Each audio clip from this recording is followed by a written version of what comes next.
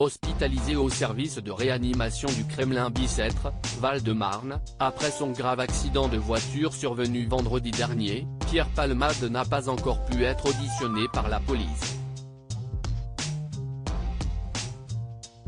Il est pour rappel exposé à des poursuites pour homicide et blessures involontaires par conducteur sous l'emprise de stupéfiants, les analyses toxicologiques ayant révélé la prise de cocaïne au moment des faits.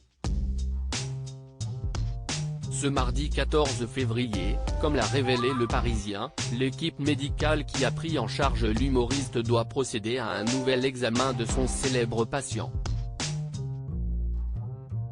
Le but étant de donner leur accord à une audition, sous le régime de la garde à vue, de l'artiste par les policiers de Melun. Sauf en cas d'aggravation de son état de santé, il devrait être entendu dès mardi soir ou mercredi. Se posera ensuite la question d'une présentation devant un juge d'instruction, et même d'un placement en détention provisoire en raison de la gravité des faits. Il pourrait encourir en cours jusqu'à 10 ans de prison.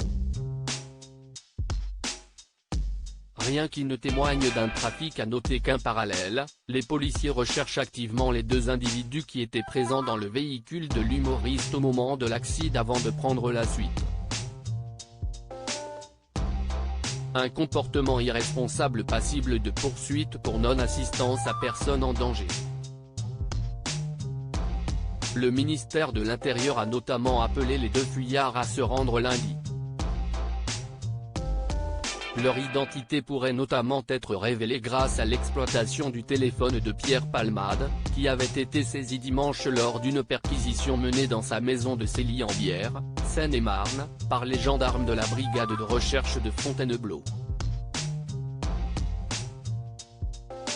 Ces enquêteurs avaient été saisis par le parquet de Melun dans le cadre d'une seconde enquête ouverte pour infraction à la législation sur les stupéfiants.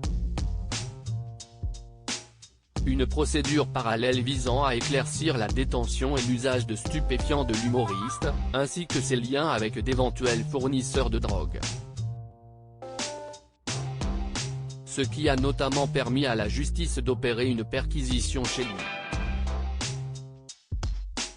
Les enquêteurs ont notamment découvert du matériel d'injection usagé, visiblement destiné à l'injection de cocaïne, des seringues, ainsi qu'un reliquat de produits liquides en cours d'analyse.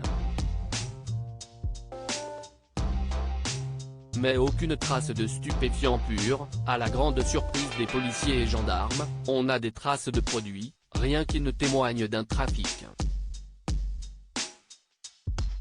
En revanche, la perquisition démontre de façon évidente un usage de stupéfiants.